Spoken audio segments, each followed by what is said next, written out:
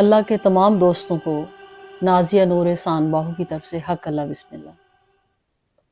جیسا کہ میرے معزز سامعین جانتے ہیں کہ ہم نے ایک سلسلہ شروع کیا کلمہ کے حوالہ سے۔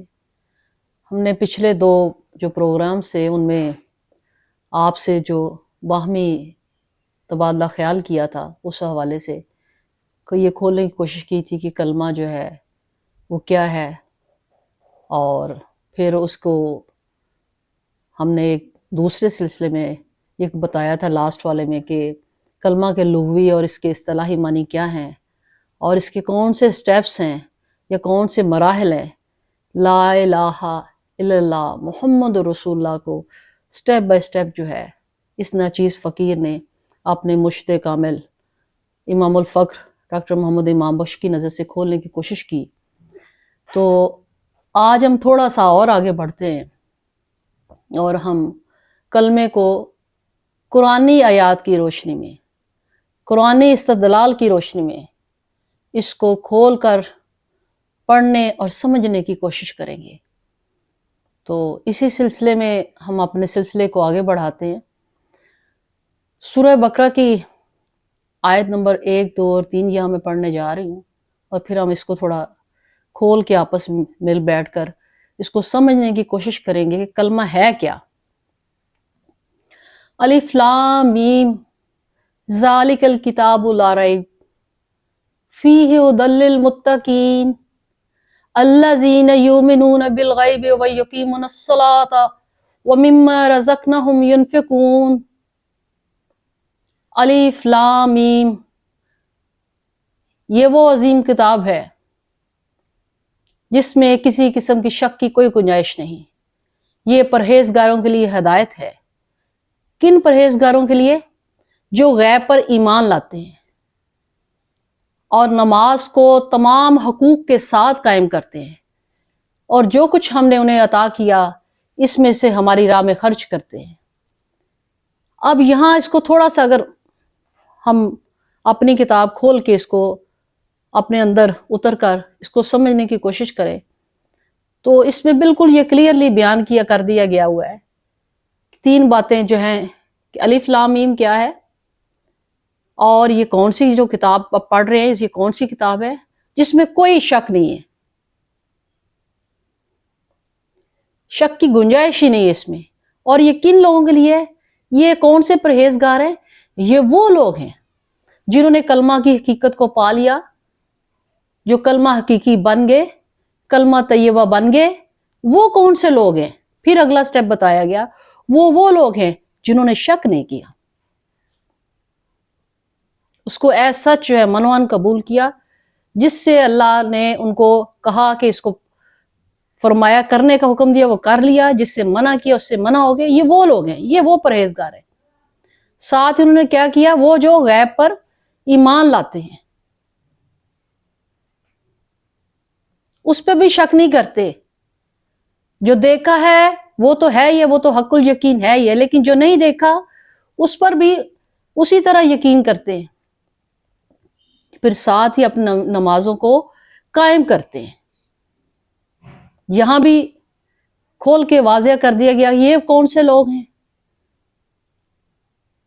یہ وہ لوگ ہیں جنہوں نے کلمہ کی حقیقت کو پا لیا، کلمے کا اصلی مطلب سمجھ لیا، اسے اب مارز وجود کر لیا۔ جو کلمے کی اصلی حقیقت کو سمجھے، اسے مارز وجود کرے، وہی نمازیں قائم کرتے ہیں۔ باقی اللہ اللہ تو سبھی کرتے ہیں، لیکن پریکٹیکلی اپنے اوپر جب امپلیمنٹ کریں گے، اس طریقت پر قائم ہو گئے جو کہ نبی کی طریقت ہے، تو وہی لوگ نماز قائم کرتے ہیں۔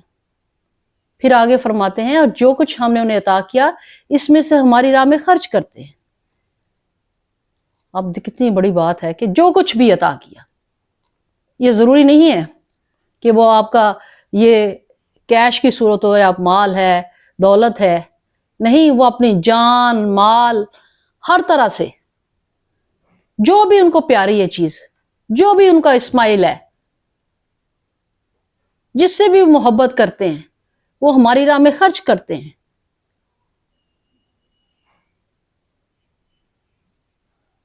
تو اس کو تھوڑا سا میں مزید کھولوں گی۔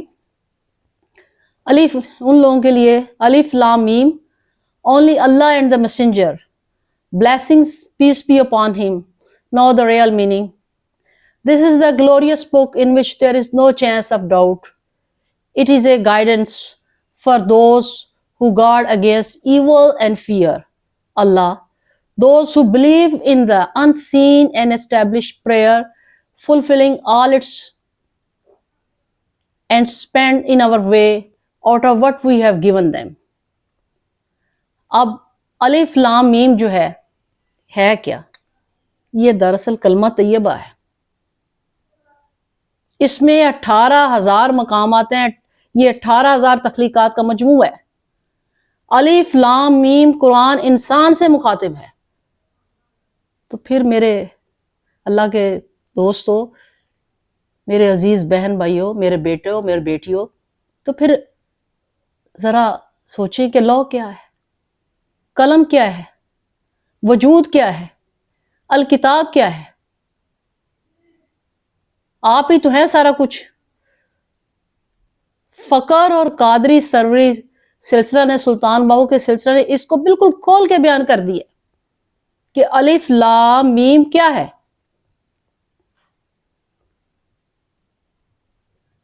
ساتھ ہی فرمایا ذالک الکتاب لا ریب، یہ ایسی اللہ کی کتاب ہے جس میں کوئی شک نہیں. خود ہدی للمتقین، اور یہ پرہیزگار ہیں جو متقین ہیں. وہ کون سے لوگ ہیں؟ جنہیں ہدایت بخشی گئی. اب وہ کون سے لوگ ہیں جو کہ کلمہ کی حقیقت کو پا گئے.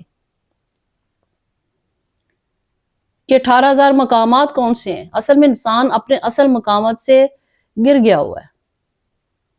ورنہ کلمہ طیبہ کے جو 18,000 مقامات ہیں، جو الف لام میم کے جو 18,000 رمزیں ہیں، وہ انسان ہی ہے.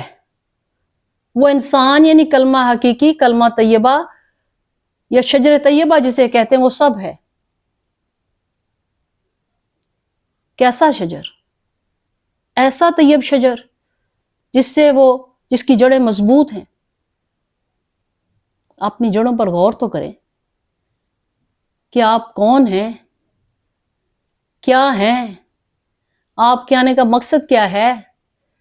اپنی کتاب کو کھولیں اور پڑھیں، اپنا آپ جاننے کی کوشش کریں، اپنے آپ کو پہچانیں. کیونکہ جس نے، بار بار میں عرض کرتی آئی ہوں، اپنے آپ کو پہچانا، اس نے اپنے رب کو پہچانا. اپنے نفس سے مراد خود انسان کا مخفی راز ہے. کیونکہ حدیث قدسی ہے کہ میں ایک چھپا ہوا خزانہ ہوں. جب میں نے چاہا کہ میں پہچانا جاؤں یا عیاں ہو جاؤں تو میں نے آدم کو تخلیق کیا. لقد کرمنا بنی آدم، اور میں نے آدم پر اپنا کرم کیا. اب بنی آدم پر یہ کرم کیا ہے؟ سبحان اللہ، یہ کرم وہ ہے جس سے صرف گنتی کے چند لوگوں نے سمجھا، اور جنہوں نے سمجھا وہ کلمہ کی حقیقت کو انہوں نے پا لیا. وہ کلمہ طیبہ بن گئے، شجر طیبہ بن گئے. اور وہ جنہوں نے اس حقیقت کو پا لیا وہ فنا ہو گئے.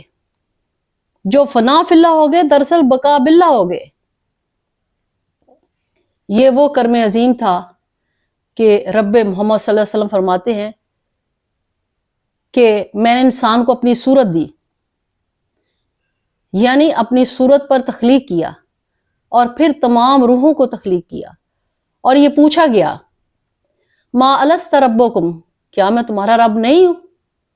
سب روحوں نے یک زبان ہو کر جواب دیا کہ بے شک تو ہی ہمارا رب ہے، اور ہم نے بنی آدم کو زمین پر اپنا نائب بنا کر بھیجا. اب یہاں پر یہ مقام نائب ہونا اور مقام خلیفہ ہونا خود غور طلب بات ہے. اس بات پر فکر اور تفکر کرنے کی ضرورت ہے کہ کیا ہم واقعی خدا کا حقیقی نائب اور خلیفہ بن پائے ہیں؟ کیا ہمارے آقا و مالک نے، ہمارے آقا و خالق نے جس مقصد کے لیے ہمیں تخلیق کیا، اور کیا یہ انسان، یہ کلمہ جو رب کا فرمان ہے، رب کا اذن ہے، امر ربی ہے اور حکم ربی ہے، اس نے اپنی تخلیق کا حقیقی حق ادا کیا؟ اتنی بڑی ہستی جو اللہ نور السماوات والارض ہے، ان اللہ لکل شیء قدیر ہے، ذات بالصدور ہے، نہ صرف چھپے ہوئے بلکہ آنے والے خیالات سے بھی باخبر ہے، اور نحن اقرب شرک سے قریب ہے۔ تو ایسی عظیم المرتبہ ہستی جس کی شان عظیمی و کریمی، جس کی صفات اگر میں یہاں لکھنے بیٹھوں تو سمندر کی سیاہی ختم ہو جائے، درختوں کی کلمیں ختم ہو جائیں، اس کی شان کی یہ حد ہے کہ آپ اسے سمانا چاہیں بھی تو سما نہیں سکتے۔ جی ہاں، میرے آقا و مولا، میرے ظاہر و باطن، میرے اول و آخر، یا حی و یا قیوم، میرا اللہ، میرے مالک، اس کی صفات کی کوئی حد نہیں ہے، اس کے کرم کی بھی کوئی حد نہیں ہے۔ جو اس نے آدم کی تخلیق کی صورت میں، کلمے کی تخلیق کی صورت میں، امر ربی کی صورت میں ہم پر کی۔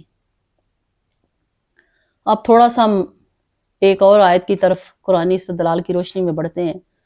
سورہ مومنون ہے، آیت نمبر 2۔ الذین هم فی صلاتہم خاشعون، جو لوگ اپنی نماز میں عجز و نیاز کرتے ہیں۔ Those who become most humble and submissive in their prayers۔ یہ کون سے لوگ ہیں؟ خضوع و خشوع کرنے والے۔ اور یہ کون سی نماز ہے؟ یہ آپ ہی تو ہیں، یہ وہی تو ہیں جنہوں نے کلمہ کی حقیقت کو پا لیا۔ انہی کے اندر ہی، انہی وہ قلب کی حضوری سے وہی نماز ادا کرتے ہیں، وہی خشوع و خضوع کرنے والے لوگ ہیں جنہوں نے کلمہ کی حقیقت کو پایا اور وہ کلمہ طیبہ کی طریقت پر استوار ہو گئے اور کلمہ طیبہ کو اپنے وجود پر لاگو کر لیا۔ یہ کون سی نماز ہے؟ یہ دراصل دائمۃ الصلاۃ ہے، نماز عشق۔ دائمۃ الصلاۃ کون سی نماز ہے؟ وہ نماز کہ جب مومن اقرأت الصلاۃ، پہلے نماز پڑھتے ہیں آپ، پھر اگلا مرحلہ آتا ہے، اقرأت الصلاۃ کو قرآن مجید میں صرف 4 دفعہ ذکر آیا ہے، پھر اقیموا الصلاۃ کا ذکر آیا ہے، نماز قائم کرنے کا، اس کا 70 ٹائمز 70 دفعہ ذکر آیا ہے، نماز قائم کرتے ہیں۔ جب آپ نماز قائم کرتے ہیں اور آپ کی حب بڑھتی ہے، مزید جو ہے آپ چاہتے ہیں کہ آپ کلمہ طیبہ کا حق ادا کریں، کلمہ حقیقی کا حق ادا کریں، تو پھر کیا ہوتا ہے؟ پھر آپ کے قدم دائمۃ الصلاۃ کی طرف بڑھتے ہیں، نماز عشق کی طرف بڑھتے ہیں۔ نماز عشق جو اصل ہے، جو حقیقی کلمہ طیبہ کی معراج ہے، جو مومن کی معراج ہے، یہ کون سی نماز ہے؟ یہ وہ نماز ہے جو اٹھتے بیٹھتے لیٹتے کروٹیں بدلتے سوتے جاگتے کھاتے پیتے، جس میں ہر حال میں آپ خدا کو یاد رکھتے ہیں۔ جب ہر حال میں آپ خدا کو یاد رکھیں گے تو کیا ہوگا؟ آپ کے اندر رب بولے گا، آپ کو اٹھنا بیٹھنا چلنا پھرنا سارا کھانا پینا وہ امر ربی بن جاتا ہے۔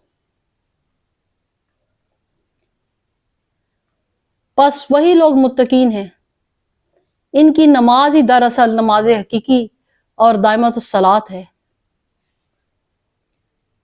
تو اس پر ہم تھوڑا سا اس آیت میں ہمیں یہ کھول کے بیان کیا گیا، ہمیں تفکر کرنے کی ضرورت ہے کہ کیسے ہم اس راز کو پا سکیں جس سے ہم ہمارا جو پیدا ہونے کا عظیم مقصد اس کو بروئے کار لا سکیں۔ اس پر ہمیں خود بھی چلنا ہے، اپنے آپ پہ بھی پہلے امپلیمنٹ کرنا ہے اور دوسروں کو بھی چلانا ہے۔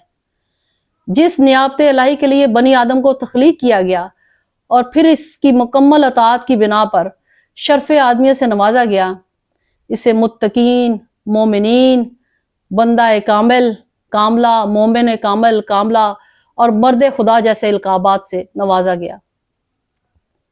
آدم کا آدم بننا بڑی مشکل بات ہے، اور جو آدم بن گیا، بشر بن گیا، حقیقی نائب بن گیا، خلیفہ بن گیا، आपने आने का हक अदा कर दिया, वही कलमा हकीकी और कलमा तैयबा और शजर तैयबा बन गया। इसलिए तो इकबाल रहमतुल्लाह फरमाते हैं, फरिश्तों से बेहतर है इंसान बनना, मगर इस पे पड़ती है मेहनत ज्यादा। फरिश्तों से बेहतर है इंसान बनना, मगर इसमें पड़ती है मेहनत ज्यादा। अब थोड़ा सा हम और आगे बढ़ते हैं, सूरह मोहम्मद की तरफ आते हैं सल्लल्लाहु अलैहि वसल्लम। जी हाँ, सूरह मोहम्मद की आयत नंबर 19 की तरफ। फ़ालम अन्नहु ला इलाहा इल्लल्लाह वस्तगफिर लिज़म्बिका वलिल मोमिनीना वल मोमिनात वल्लाहु यालमु मुतक़ल्लबाकुम व मस्वाकुम। बस जान लीजिए कि अल्लाह के सिवा कोई मबूद नहीं और आप माफ़ी मांगते रहा करें, कहीं आपसे खिलाफ औला फ़ेल सादर ना हो जाए। और मोमिन मर्दों और मोमिन औरतों के लिए भी तलबे मग़फ़रत फरमाते रहा करें। और ऐ लोगो, अल्लाह तुम्हारे चलने फिरने के ठिकाने और तुम्हारे ठहरने की मंजिलें सब जानता है।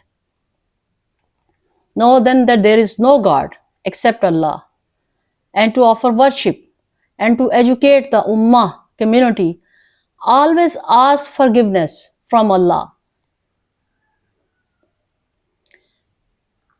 इसमें आयत मुबारक में खोल के जो है वो बिल्कुल बयान किया गया है कि अल्लाह के सिवा जो कोई मबूद नहीं, और जो है अल्लाह से मग़फ़रत जो है तलब करने का जिक्र किया गया है। तो अब असल में ये सोचने का मकाम है कि क्या हमें जो नबी के सल्लल्लाहु अलैहि वसल्लम की जिस तरीक़त का इसमें हुक्म दिया गया है, अगर हम जो उस पर अमल करेंगे तो तभी हम जो है वो कलमा हकीकी और कलमा तैयबा की तरफ जो है वो कदम जो है बढ़ा सकेंगे। तो क्या इसमें साथ ही इसको थोड़ा सा खोल के बयान करूं, तो अब ये लोग बस क़यामत ही के मुंतज़िर हैं कि वो अचानक इन पर आ जाएगी? इसकी अलामत तो आ जाएगी, आ चुकी है, और जब वो खुद आ जाएगी तो इनके लिए फिर नसीहत कबूल करने का कौन सा मौका बाकी रह जाएगा?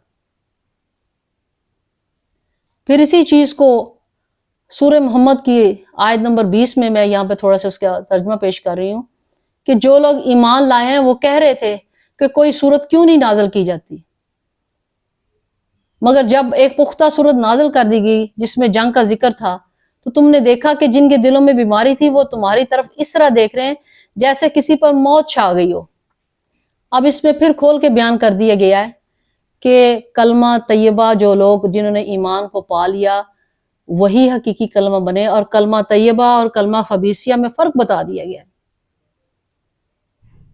जिन्होंने अल्लाह और रसूल की ना सिर्फ ज़ाहरी और बातनी तौर पर अताअत की, हर तरह से अताअत की, वो कलमा तैयबा में कन्वर्ट हो गए, लेकिन जिन्होंने मुनाफ़िक़त बरती बस वही लोग हैं जो कि खसारे में हैं हर तरह से। ना उनकी जड़ें मजबूत हैं और ना वो फल देते हैं। तो इस पर हमें तदब्बर करने की ज़रूरत है। थोड़ा सा हम और आगे बढ़ते हैं, सूरह फतह की आयत नंबर 29। यहाँ मैं उसका तर्जमा जो है आपके आगे खोल के बयान करती हूँ, जिसका है मोहम्मद सल्लल्लाहु अलैहि वसल्लम। कुरान मजीद में सिर्फ एक दफ़ा मोहम्मद रसूलुल्लाह का पूरा जिक्र आया हुआ है, वो सूरह फतह की यही आयत नंबर 29 है, जिसका तर्जुमा है मोहम्मद सल्लल्लाहु अलैहि वसल्लम अल्लाह के रसूल हैं, और जो लोग आप सल्लल्लाहु अलैहि वसल्लम की मैयत और संगत में हैं वो काफरों पर बहुत सख्त और जोरावर हैं, आपस में बहुत नरम दिल और शफीक हैं। आप उन्हें कसरत से रुकू करते हुए सुजूद करते हुए देखते हैं, वो सिर्फ अल्लाह के फजल और इसकी रजा के तलबगार हैं। उनकी निशानी उनके चेहरों पर सजदों का असर है जो बसूरत नूर नुमाया हैं। इनके ये औसाफ तौरात में भी मज़कूर हैं, और इनके यहाँ यही औसाफ जो है अंजील में भी मरकूम है, उनमें भी लिखे हुए हैं। तो वो जो हैं सहाबा हमारे महबूब मुकरम की खेती की तरह हैं, जिसने सबसे पहले अपनी बारीक सी कोंपल निकाली, फिर इसे ताकतवर और मजबूत किया, फिर वो मोटी और दबीज हो गई, फिर अपने तने पर वो सीधी खड़ी हो गई, और जब सर सब्ज व शदाब होकर लहलहाई تو کاشتکاروں کو کیا ہی اچھی لگنے لگی۔ اللہ نے اپنے حبیب صلی اللہ علیہ وسلم کے صحابہ رضی اللہ عنہم کو اس طرح ایمان کے تناور درخت بنایا تاکہ ان کے ذریعے وہ کافروں کے دل جلائے۔ اللہ نے ان لوگوں سے جو ایمان لائے اور نیک اعمال کرتے رہے مغفرت اور اجر عظیم کا وعدہ فرمایا ہے۔ اب اس صورت میں یہ کھول کے بیان کر دیا گیا ہے کہ وہ کون سے لوگ ہیں کہ جو اللہ اور رسول کی جنہوں نے مکمل اطاعت کی، اور پھر جب وہ صراط مستقیم کے طلبگار ہوئے تو انہیں نور محمدی کا وہ نور عطا ہوا۔ جب نور محمدی انہیں پھر وہ یہ بھی کلیئرلی بیان کر دیا گیا ہے کہ یہ سلسلہ جو ہے کلمے کا یہ چلا آ رہا ہے، اس کی ارتقائی منازل بھی بیان کر دی گئے ہیں جو پہلے لیکچر میں ہم بتائے گئے تھے کہ اس کے ذکر کا انجیل میں بھی ہے، تورات میں بھی ہے۔ تو اس طرح سے یہ چلتے چلتے جب نبی کی صلی اللہ علیہ وسلم کلمہ طیبہ تک پہنچا تو پھر آگے پھر یہ کنورٹ ہوا، پھر یہ صحابہ کرام میں وہی جو ہے انہوں نے طریقت آپ کی اپنائی۔ جب انہوں نے وہ آپ کی طریقت اپنائی تو کیا بتا رہے ہیں کہ ظاہر ہے کلمہ طیبہ کا بیج بویا میرے آقا نے، اس میں سے پھر کونپلیں پھوٹیں، پھر وہ تناور درخت بنے۔ درخت جب بنے ان کے شجر طیبہ بنے، ان کی جڑیں مضبوط ہوئیں، ان کو پھل لگا تو وہ پھل جو ہے پھر ہم تک منتقل ہوا، اور اللہ تعالیٰ جو ہے ہمیں اس طریقت پر عمل کرنے کی توفیق دے، اس نبوی طریقت پر چلنے کی توفیق دے، ان قول و فعل کو اپنانے کی توفیق دے جس پر عمل کر کے ہم صحابہ کرام کی طرح جو ہے وہ حقیقی کلمہ اور کلمہ طیبہ بن سکتے ہیں۔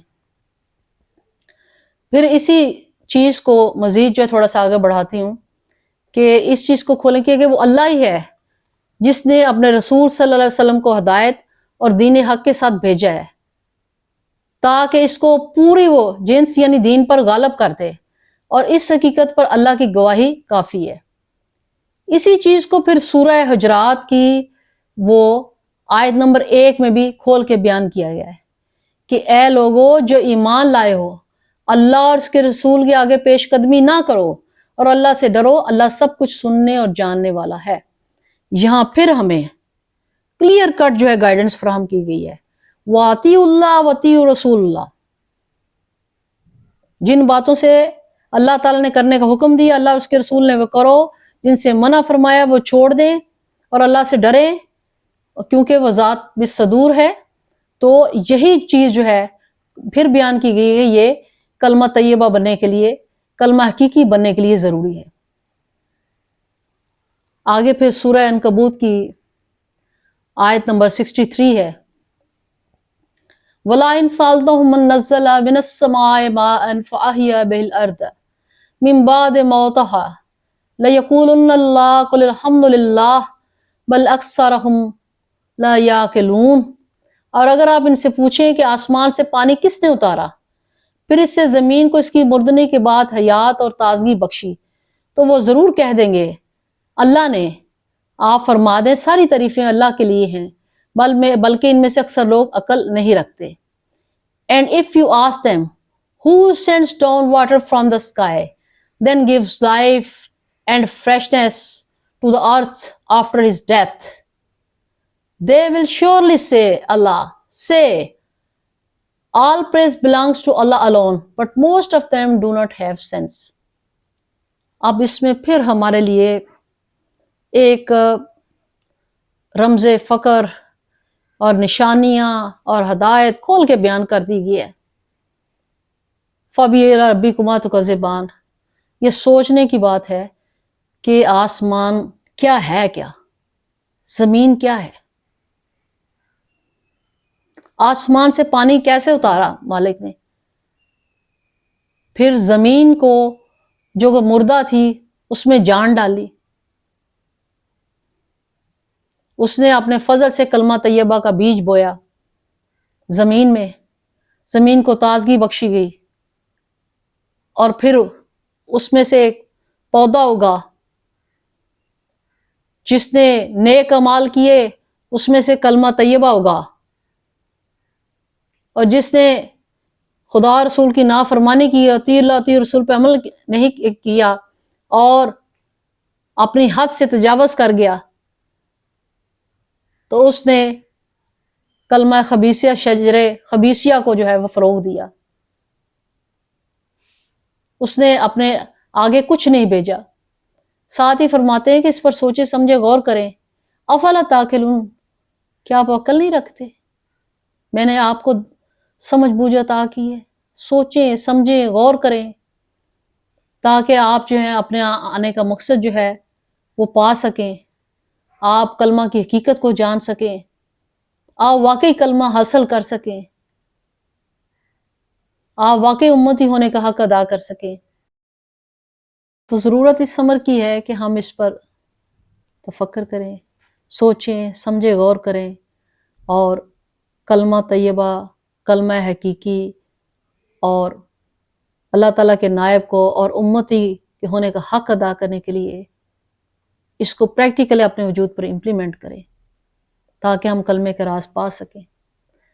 تو آج کا میں یہ سلسلہ جو ہے یہیں پہ روکتی ہوں، اسی سلسلے کو ہم اگلے جو ہے پروگرام میں یہیں سے دوبارہ کنٹینیو کریں گے اور مزید قرآنی استدلال کی روشنی میں ہم اس کا انالیسس کریں گے کہ کس طرح مالک نے کہاں کہاں یہ کھول کے بیان کیا ہے کہ کلمہ ہے کیا، کلمہ طیبہ کیا ہے، کلمہ خبیثیہ کیا ہے، ہم کیسے کلمہ بن سکتے ہیں، وہ کیا اصول و قوانین ہے، وہ کیا مالک نے ایک آپ کو چارٹرڈ جو ہے وہ دیا ہے کہ جس پر قرآن مجید کی آیات کی صورت میں ایک لازوال رستہ مہیا کیا ہے، ایک ابدی صراط مستقیم، ایک لافانی نور دیا ہے کہ جس پر ہم عمل پیرا ہو کر اپنے آپ کو حقیقی کلموں میں کنورٹ کر سکتے ہیں۔ تب تک کے لیے مجھے اگلے پروگرام تک بھی اجازت دیجیے۔ حق اللہ، بسم اللہ۔